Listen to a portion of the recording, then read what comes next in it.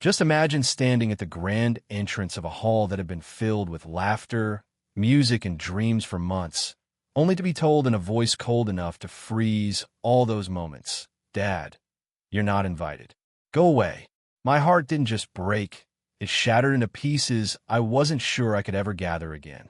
That was the moment I realized the daughter I had built my world around no longer wanted me in it. The ballroom was glowing under crystal chandeliers, the walls adorned with delicate flowers, and every seat taken by people dressed in their finest. The air buzzed with excitement and whispered promises of new beginnings. But none of that mattered anymore. All I could focus on was the woman standing just a few feet away in a gown that must have cost a fortune, turning her back on the man who had given her everything. Emily, my daughter, was radiant, a vision of beauty and grace in her $12,000 wedding dress. Yet her eyes were sharp, unyielding. She had rehearsed this moment. I could see in the way she held herself, the way her voice cut through the crowd like a knife. "This is a private family celebration," she said, her words dripping with disdain, "and you're not part of it." I tried to swallow the lump rising in my throat, to mask the pain with a polite smile, but my hands trembled as I clutched the box containing the gift I had painstakingly chosen and wrapped. Years of sacrifices, missing birthdays, working overtime, putting her dreams ahead of my own, had led to this moment. And yet, here I was, invisible in the very life I had helped create. I could feel the eyes of guests turn toward me, a mixture of sympathy, confusion, and judgment swirling in their gazes.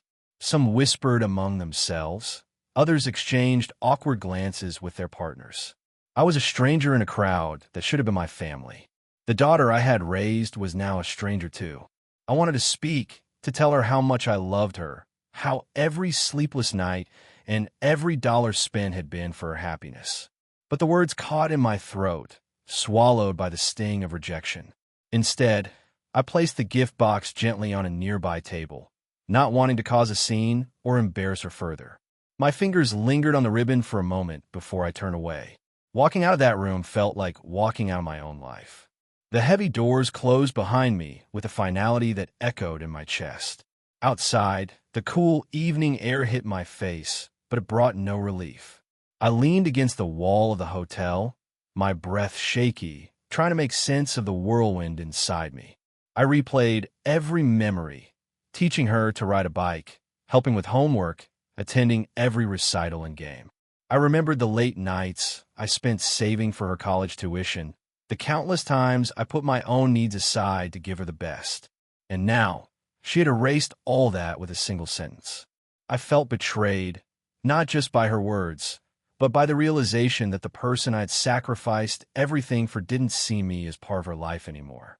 The man who had funded her education, supported her dreams, and stood by her side through every challenge was suddenly unwanted. My truck sat in the parking lot, a humble reminder of the life I'd built with hard work and sweat. It was nothing fancy, but it was mine, just as my love for Emily had been.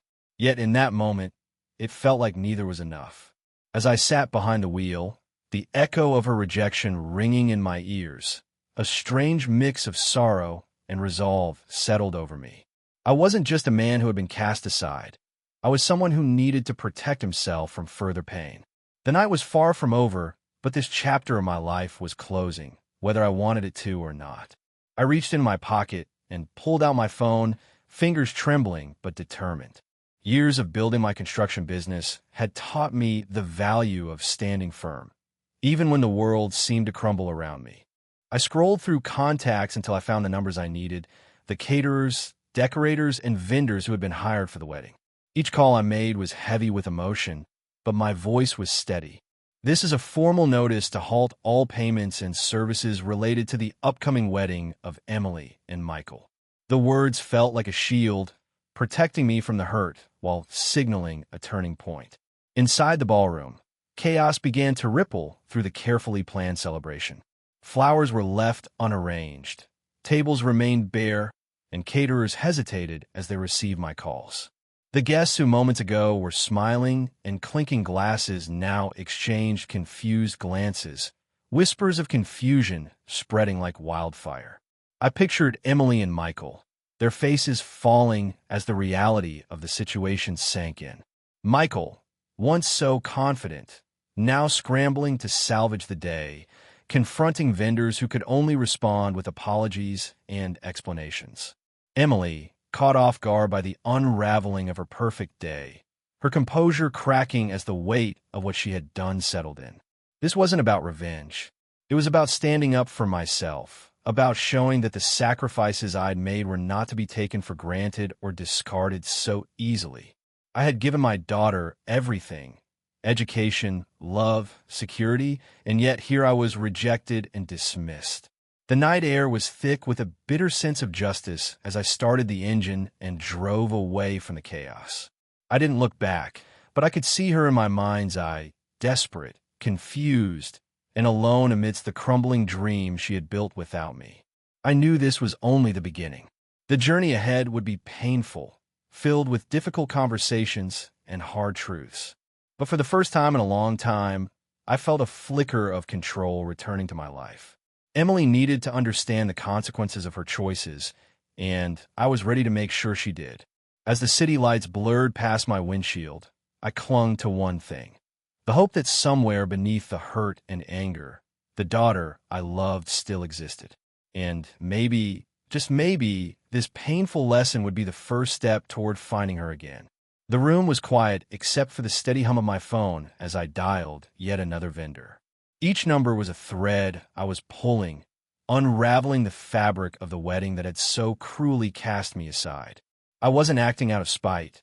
This was a necessary stand, a boundary I had to draw after years of silent sacrifice and overlooked devotion.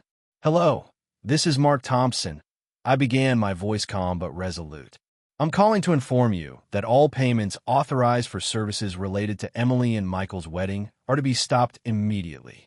The words felt foreign on my tongue, harsh and final, but they carried the weight of every neglected Christmas, every missed milestone, every unacknowledged gift. I moved down the list. The florist who had promised the most exquisite arrangements, the caterer who had designed a menu fit for royalty, the photographer who was set to capture every cherished moment. Each call echoed the same message: no further payments, no continuation of services. Their polite shock was palpable even through the phone, a quiet testament to the sudden unraveling of months of planning. Inside the grand ballroom, the atmosphere shifted dramatically. The once vibrant buzz of excited guests waned as whispers turned into worried murmurs. Tables remained half-dressed. Centerpieces sat unfinished, their petals still wrapped in tissue paper. The staff exchanged worried glances, their movements hesitant, uncertain how to proceed without the financial green light. Emily's face, once glowing with the thrill of anticipation, now tightened with panic.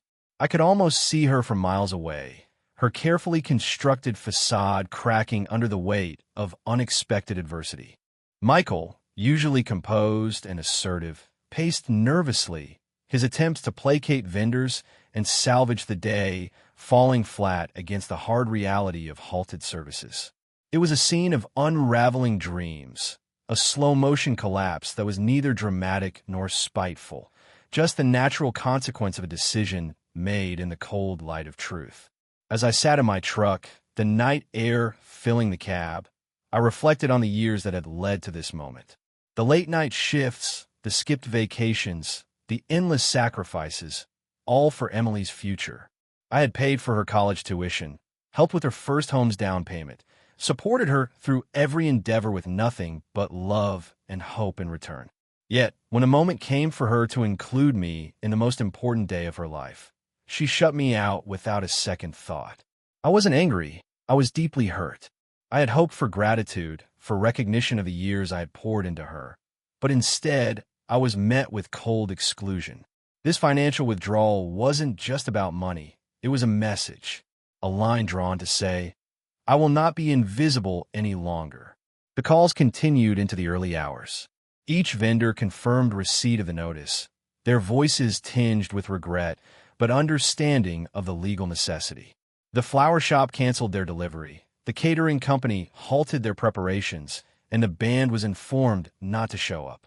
The ripple effect was immediate and undeniable. Back at the venue, the guests were becoming restless. Conversations turned to speculation, some blaming the bride, others whispering about family drama. Emily and Michael's attempts to explain only fueled confusion, their frustration mounting as the reality of their predicament set in. I imagined the whispered accusations, the pointed fingers, the looks of disbelief. But beneath it all, I felt a strange sense of calm.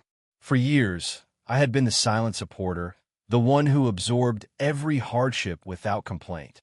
Now, I was reclaiming my voice, demanding respect for the sacrifices I had made. The wedding, once a symbol of joy and new beginnings, had become a mirror reflecting the fractured relationships beneath the surface.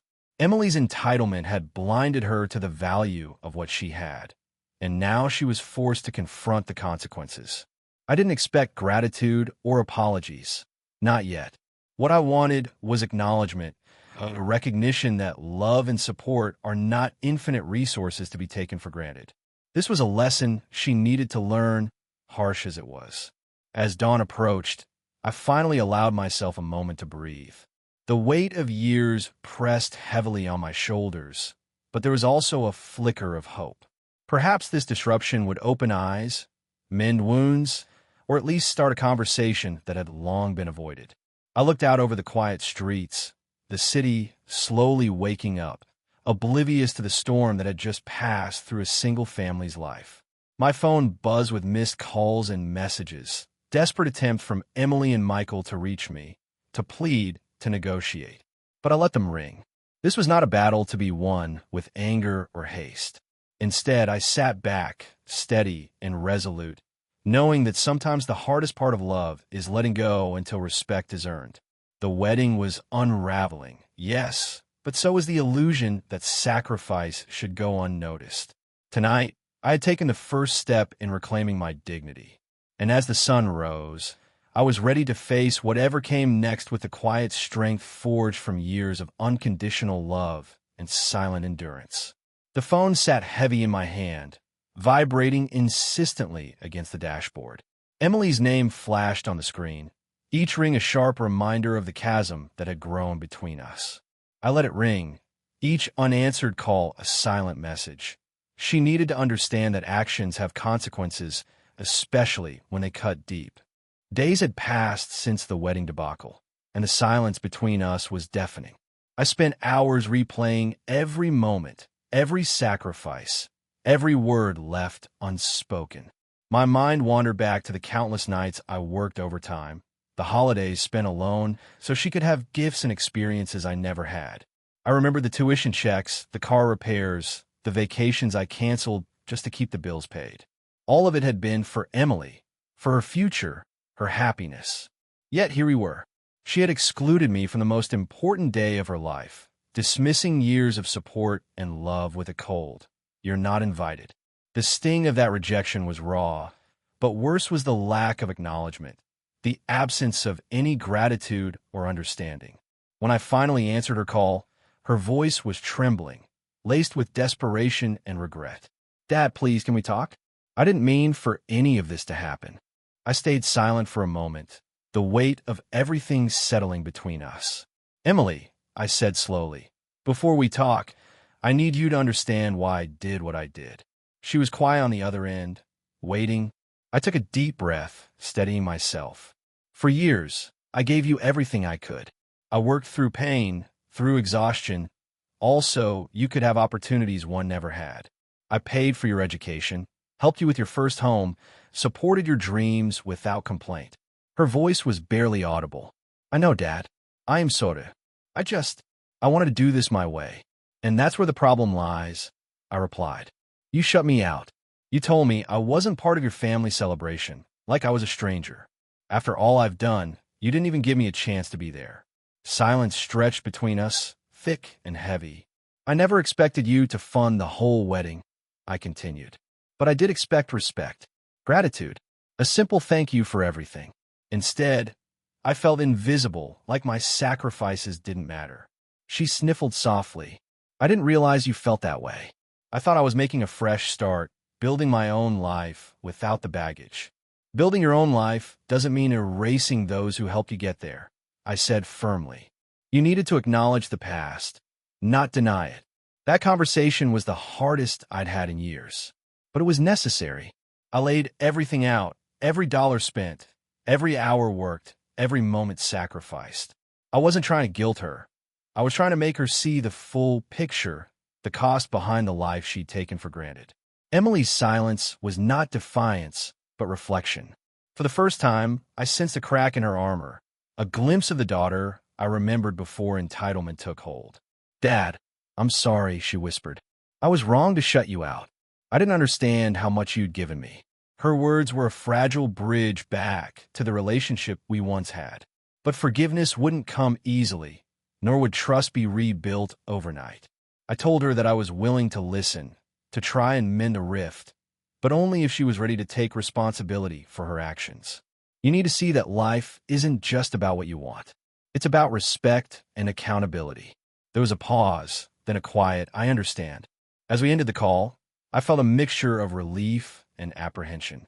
This was just the beginning of a long road, one filled with hard truths and difficult choices. But it was a start. In the days that followed, Emily's efforts to reach out became more frequent. Messages asking for advice, attempts to explain her side, and even offers to contribute financially to the halted wedding costs. I listened, but I held firm. This wasn't about money. It was about rebuilding a foundation that had been cracked by neglect. I spent hours journaling, documenting the history of our relationship, the gifts, the sacrifices, the moments of pride and disappointment. It was a testament to a father's unwavering love, but also a reminder that love without respect is fragile. Friends and family watched from the sidelines, some offering sympathy, others cautioning me to let go. But I knew that letting go wasn't an option. Emily was my daughter, and despite the pain, I believed she could learn and grow. The hardest part was watching her struggle with the consequences of her choices. The halted wedding had caused ripples beyond our family. Vendors demanding payments, guests confused and disappointed, and Michael growing distant and frustrated. The perfect life she had envisioned was unraveling before her eyes. Yet in the midst of this turmoil, I held on to hope. Hope that this reckoning would be the catalyst for change. That Emily would come to appreciate the depth of what she had lost and the value of what she still had. One afternoon, I received a message from her, a simple, heartfelt note. "Thank you for being honest with me. I'm ready to make things right." It wasn't a solution, nor was it an apology wrapped in easy words. It was a promise, the first step towards healing. I knew the path ahead would be difficult. Trust broken is not easily mended, and wounds run deep. But love, when tempered with honesty and respect, has a way of finding its way back. As I closed my journal that evening, I felt the weight of the past, but also the faintest glimmer of a future where my daughter and I might truly understand each other again. It would take time, patience, and effort from both of us. But I was willing to walk that road, one step at a time. The whispers started quietly, like a low murmur carried on the wind, but soon they swelled into a chorus that echoed through family gatherings, social circles, and even the neighborhood where I'd spent a lifetime building trust. Emily and Michael had taken their version of the story public, painting me as the villain, the bitter father who sabotaged the wedding out of spite. It was a narrative that stung sharply. To see the daughter I loved so deeply twist the truth, framing me as the antagonist in the eyes of those we once called friends, it was a betrayal layered on top of all the rest. But I wasn't about to let falsehoods define me or undo years of hard-earned respect. I decided it was time to step out of the shadows and make my side known. Quiet endurance had its place, but when reputation and honor were on the line, silence was no longer an option. I gathered every scrap of evidence, bank statements showing payments for tuition, home repairs, and the wedding expenses, text messages where I offered support, photos of moments I'd been there, even when uninvited. It was a timeline of sacrifices made not for recognition, but for love. With that, I reached out to family and close friends, sharing the documented proof and my heartfelt account. I didn't want to cast blame or stir drama. I wanted the truth to be seen clearly, without distortion. The response was immediate and powerful. People who had once doubted me now listened with empathy. Conversations shifted from judgment to understanding. Questions I'd longed to answer were finally met with attentive ears instead of cold shoulders. At community events, neighbors who had once whispered behind closed doors now approached me with words of support. "We had no idea," they said. "Thank you for sharing your side." It was a balm to wounds I hadn't realized were so raw.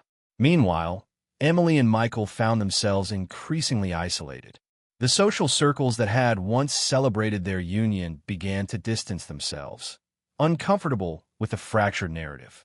Invitations dwindled, and their calls for sympathy fell on ears that had grown wary. I watched from a distance as their carefully constructed image crumbled under the weight of truth and consequence. It wasn't satisfaction or revenge that I felt. It was a quiet validation that honesty matters, even when it's hard.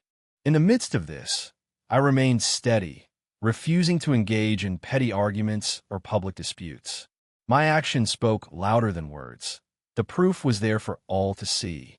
One afternoon, a close family member pulled me aside. "You've handled this with grace," they said. "It's clear where your heart is, and people are beginning to see that." Their words were a reminder that integrity isn't always loud. It's in the quiet strength of standing firm in truth and kindness. Though the social repercussions weighed heavily on Emily, I hoped she would come to understand that the isolation was not punishment, but consequence, a reflection of choices made without regard for others.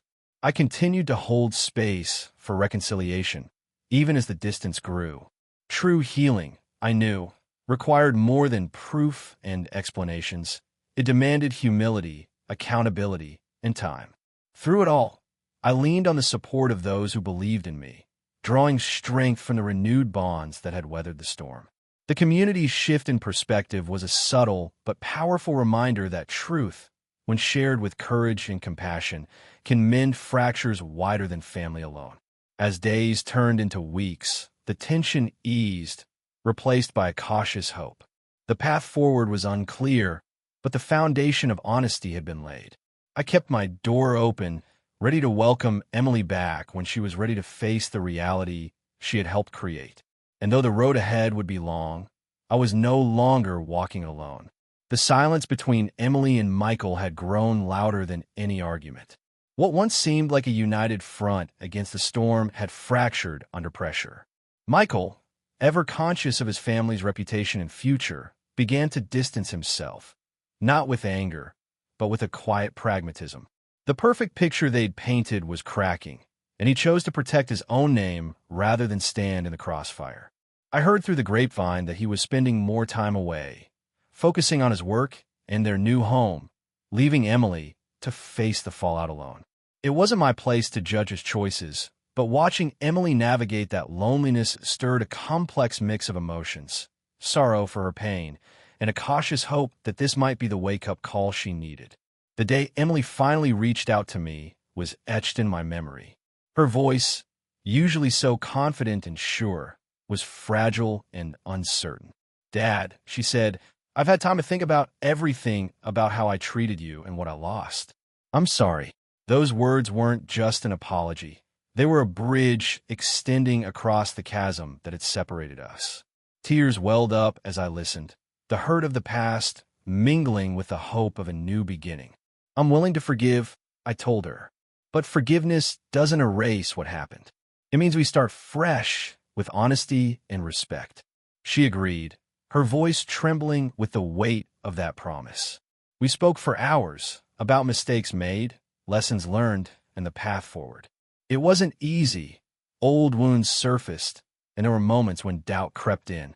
But beneath it all was a shared desire to rebuild what had been broken. I offered her a chance, not just to mend our relationship, but to prove herself anew. "Show me you're ready to take responsibility," I said. "Earn back the trust that was lost." In the weeks that followed, Emily began to change. She took small steps, finding a job, handling her finances, reaching out to family members she had pushed away. It wasn't about grand gestures, but consistent effort. Each phone call, each meeting, each honest conversation was a brick laid in the foundation of a renewed bond. I transferred a modest amount to help her get started, a gesture of support, but also a test of her commitment. She accepted it with gratitude and humility, knowing the road ahead was hers to walk. Michael's absence was a quiet backdrop to this transformation. Without his presence, Emily faced her challenges head-on, learning the value of resilience and self-reliance. It was a difficult lesson, but one that brought clarity and growth. Family gatherings became tentative but hopeful. Emily showed up not as the entitled daughter who once rejected her father, but as a young woman willing to listen, to learn, and to change. Our conversations shifted from blame to understanding, from past grievances to future plans. There were setbacks, of course. Old habits die hard, and the scars of rejection didn't fade overnight. But with each passing day, the distance between us shrank, replaced by a cautious warmth that hinted at healing. One evening, as we sat together in the quiet of my living room, Emily looked at me with tears in her eyes. "Thank you for not giving up on me," she whispered. I smiled, feeling a mix of pride and relief. "You're my daughter," I said. "I never will." That moment marked the start of a new chapter, one defined not by past mistakes, but by the willingness to grow and forgive. It was the beginning of a relationship rebuilt on trust, honesty, and unconditional love. As I watched Emily step into her future with newfound responsibility, I knew the journey ahead would still have its challenges. But now we walked it together, father and daughter, bound not just by blood, but by the hard-earned lessons of love and redemption. If you love the story, like the video and subscribe.